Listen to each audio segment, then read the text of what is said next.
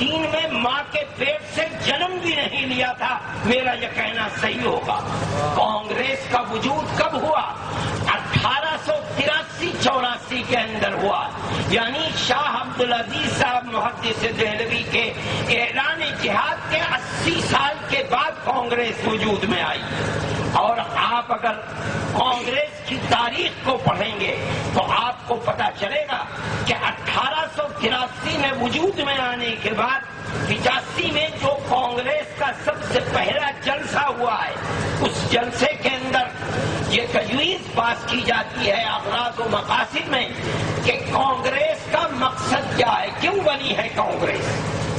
آپ کو حیرت ہوگی، آپ دیکھیے اور پڑھیے، کانگریس کی غرض و غایت بتلائی جاتی ہے کہ دو جہاد آزادی کے اندر، یعنی 1831 اور 1857 میں جنگ کے نتیجے کے اندر ہندوستانی جنتا اور حکومت برطانیہ کے درمیان میں جو غلط فہمیاں پیدا ہو گئی ہیں، کانگریس اس لیے وجود میں آ رہی ہے کہ ان غلط فہمیوں کو دور کیا جا سکے۔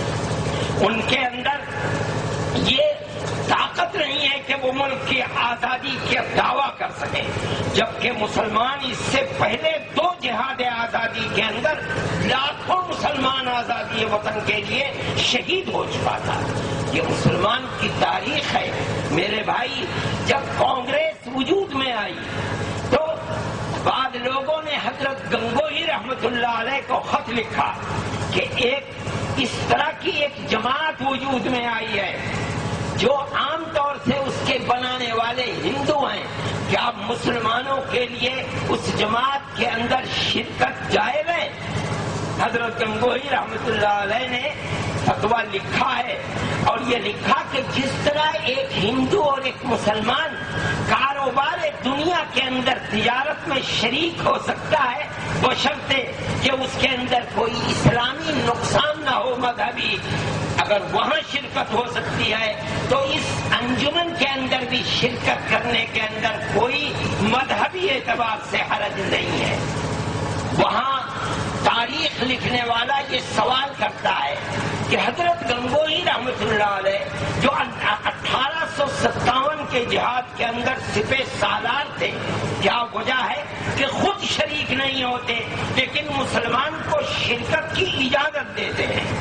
تو مؤرخ خود جواب دیتا ہے کہ اصل میں چیز یہ ہے کہ یہ وہ لوگ تھے جن کے اندر ملک کی آزادی کے لیے انتہا پسندی تھی، یہ آزادی وطن سے کم کسی تجویز کے اوپر راضی نہیں تھے، اور کانگریس اپنی غرض و غایت کے اندر آزادی وطن کا نعرہ نہیں دیتی بلکہ غلط فہمی کو دور کرنا چاہتی ہے، جس کا مطلب یہ ہے کہ وہ غلامی کے لیے تیار ہے، اور یہ لوگ غلامی کے لیے تیار نہیں تھے۔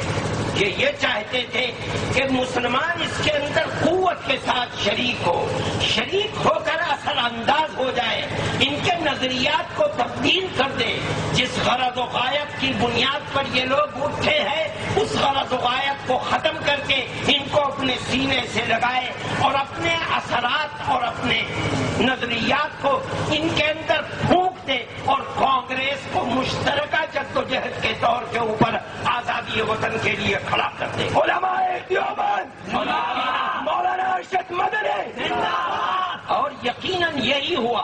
وہ کانگریس جو ابتدا کے اندر غرض و غایت اس کی یہ ہے کہ وہ صرف غلط فہمیوں کو دور کرنا چاہتی ہے اور غلامی کی زنجیروں سے آزاد نہیں ہونا چاہتی، یہ لوگ اس کے اندر گھس گئے، انہوں نے اس کے نظریات کو تبدیل کر دیا اور مکمل آزادی وطن کے لیے تیار کیا۔ اگر کسی جگہ ذرا بھی وہ ادھر ادھر ہوتی ہے تو تاریخ یہ بتاتی ہے کہ فوراً جمعیت علماء اس کو آنکھ دکھلاتی ہے اور کہتی ہے کہ ہم تمہارے خلاف کھڑے ہوں گے، بلکہ کھڑے ہو گئی، یہاں تک کہ مجبور ہوئے کہ اپنے اگلے اجلاس کے اندر مکمل آزادی وطن کی تجویز کو منظور کیا۔ پھر میرے بھائی میں اب اس موضوع کے اوپر آتا ہوں، جیسے جیسے وقت قریب آتا جا رہا ہے اور ملک آزادی کی طرف چل رہا ہے، جمعیت علماء ہند برابر ان سے یہ کہہ رہی ہے کہ آزادی کا وقت قریب آ رہا ہے، ہم تمہارے ساتھ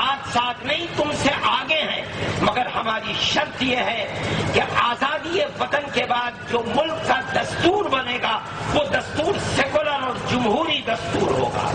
آج بھی وہ تجاویز ہمارے سامنے ہیں، ہمارے پاس موجود ہیں، جن تجاویز کے اندر ملک کی آزادی کے بعد ملک کس طرح چلایا جائے گا، اس کا دستور کیا بنے گا، وہ تمام چیزیں ہیں سامنے کہ ملک کا دستور سیکولر دستور ہوگا۔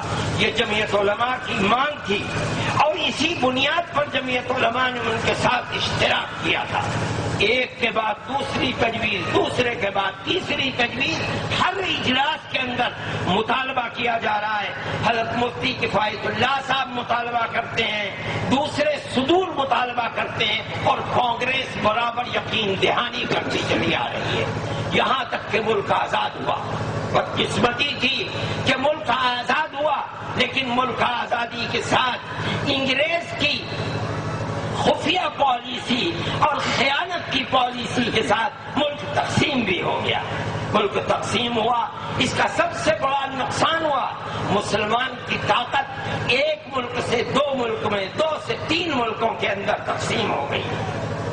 اس کے ساتھ ساتھ ملک کے اندر ایک دوسرے طبقے نے جنم لیا۔ وہ طبقہ پہلے سے موجود تھا، لیکن اب اس کے اندر ملک کی آزادی کے بعد طاقت پیدا ہو گئی، جس کی بنیاد، جس کے سرپرست سردار پٹیل تھے، جو اس ملک کو یہ چاہتے تھے کہ جب مسلمان نے اپنا ملک الگ مذہب کی بنیاد پر لیا ہے تو پھر اب ہم ہندوستان کو مذہب کی بنیاد پر ہندو اسٹیٹ بنائیں گے۔ یہ صرف جمعیت علماء کی طاقت تھی کہ یہ لوگ پکڑ کر بیٹھ گئے کہ آزادی وطن میں ہماری قربانی ویسی نہیں ہے جیسی تمہارے اندر تو شعور بھی نہیں تھا آزادی وطن کی بات کرنے کا۔ ہم نے ملک کی آزادی کے لیے 150 سال 1803 سے لے کر 47 تک قربانی دی ہے۔ ہم نے قدم قدم کے اوپر تم سے کہا ہے کہ ملک آزاد ہوگا تو جمہوری اسٹیٹ بنے گی، تم نے وعدے کیے ہیں، تمہاری تجاویز ہیں۔ اگر پاکستان بنا ہے قصور ان کا ہے جنہوں نے بنوایا، قصور تمہارا ہے جنہوں نے منظور کیا۔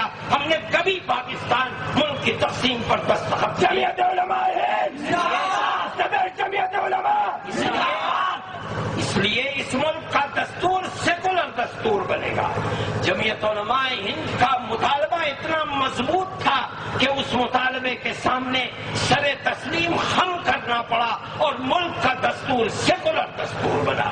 ملک کا دستور سیکولر دستور ہے اور اسی وجہ سے ہم اور آپ آج یہاں جمع ہوئے ہیں۔ لیکن میرے بھائی، جس مسلمان کی یہ تاریخ ہے جو میں نے آپ کے سامنے مختصراً پیش کی ہے، آج انہی آباء و اجداد کی اولاد جو 150 سال تک قربانی دیتے رہے، آج اس ملک کے اندر انہی کو دہشت گرد کہا جاتا ہے، ملک کا غدار کہا جاتا ہے۔ نہیں، میں کہتا ہوں اور میں ہر جگہ کہتا ہوں، وبا کے توہل کہتا ہوں کہ مسلمان دہشت گرد نہیں ہے، مسلمان سردار پٹیل کی روحانی اولاد دہشت گرد ہے۔ وہ ہندو تنظیمیں دہشت گرد ہیں جن کا نام RSS ہے، بجرنگ دل ہے۔ ہم کہا کرتے تھے، ہماری اس بات کو تسلیم نہیں کیا جاتا تھا۔ مولانا ارشد مدنی، مولانا ارشد مدنی، کیا باتیں کرتے ہو، خامخواہ بات کہنے نہیں دیتے، وہ اذان ہونے والی ہے تم۔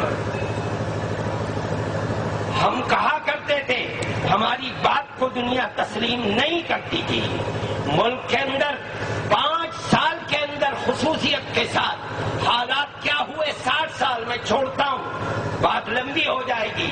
5 اخیر کے سال کے اندر، بلکہ یوں سمجھیے کہ 4 سالوں کے اندر صورتحال یہی ہے کہ جہاں بم پھٹا یہ ثابت کرنے کی کوشش کی گئی کہ بم بنانے والا بھی مسلمان ہے، بم مارنے والا بھی مسلمان ہے، قاتل بھی مسلمان ہے، مقتول بھی مسلمان ہے۔ کس کے لیے کہا جا رہا ہے؟ اسی کے لیے کہا جا رہا ہے، اسی کی اولاد کے لیے کہا جا رہا ہے جس نے 150 سال تک اس ملک کی آزادی کے لیے برابر قربانیاں دی ہیں۔ ہم کہتے تھے غلط ہے، نہ مسلمان بم بناتا ہے، نہ مسلمان بم بنانے کی ٹریننگ دیتا ہے۔ بم بنانے والے، مارنے والے وہ ہیں جو گاندھی جی کو قتل کرنے